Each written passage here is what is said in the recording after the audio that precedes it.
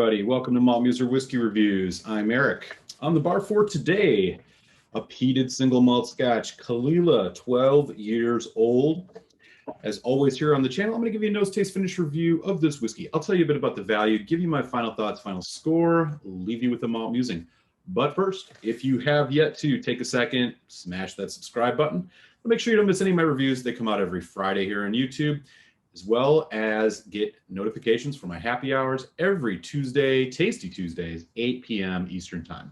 All right, Caol Ila, located on Islay, one of the largest distilleries on Islay. However, majority of their stuff over the years has been used for blending. They do, of course, have a whole bunch of single malts, and the one we're looking at today, introductory range of their core range, the 12-year-old Caol Ila. Here is what the box looks like. As they get older, they actually kind of get darker here on this design, which is intentional, supposed to kind of, as it says here, shows the kind of outline of Islay as it gets darker and darker. The age gets older and older. That is kind of their thing when it comes to the core range boxing here. They do peated and unpeated whiskeys.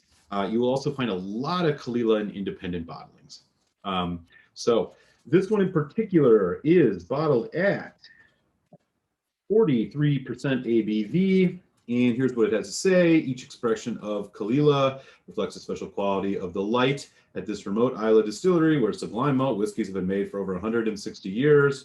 Together, they picture a day in its secret cove on the Sound of Islay, hence the designs. Yeah. It does not say anything on here about chill filtration or color. Let's take a quick look at the bottle. This is what the bottle looks like. And on here as well, nothing about chill filtration or natural colors, so we can assume that they have chill filtered this and probably added color as well. Okay, that is the tale of the tape here on Caol Ila, 12 years old. Let's get some of this in the glass.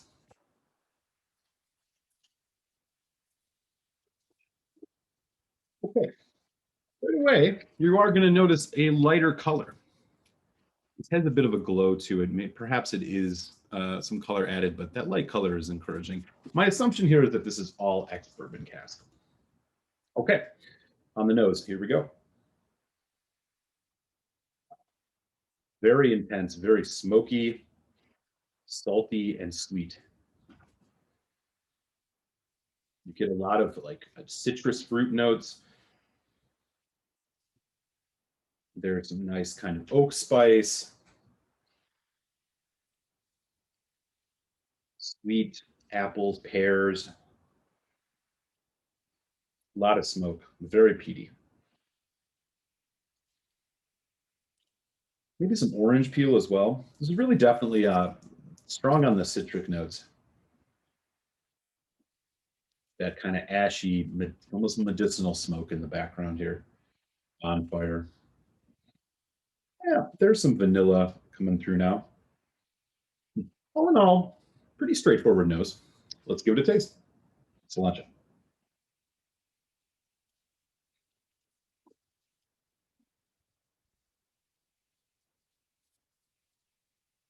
The first thing you notice when compared to other Islay Scotch, particularly the younger ones, this is much lighter on the palate.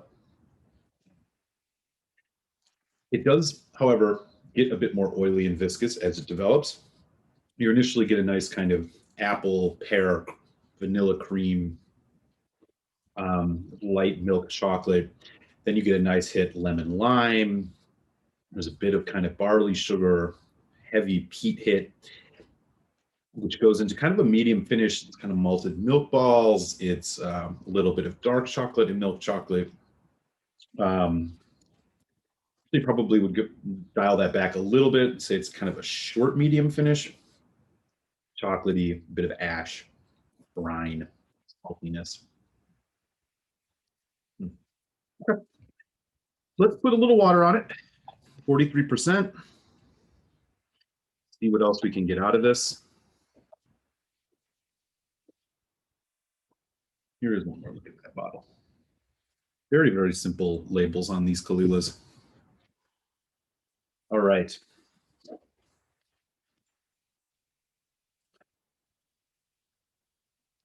a little more red fruit now. Still though, dominated lemon, lime, citrus, and smoke. That salinity, that kind of brininess is definitely still there. Paint hits notes of typical bourbon cask, light caramel, again, the chocolate, a little bit of vanilla. Okay.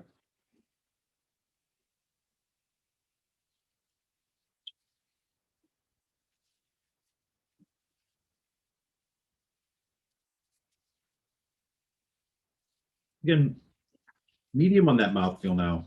It does feel like it's got a little more robust. Again, bitter, slightly sour, and sweet.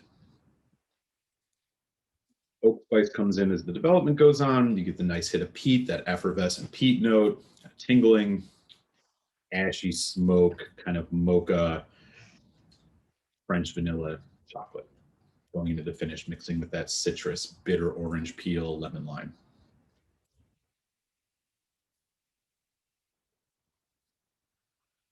There's like maybe slight hints of kind of barbecue or campfire notes in the background, but pretty subtle. Okay. So, bottle of Caol Ila 12. This is readily available in the United States, so definitely not an exclusive whiskey. However, um, you'll find this next to the Lafroigs, the Ardbegs, things like that. And a bottle of this Caol Ila 12 will run you anywhere from around $65 to $75.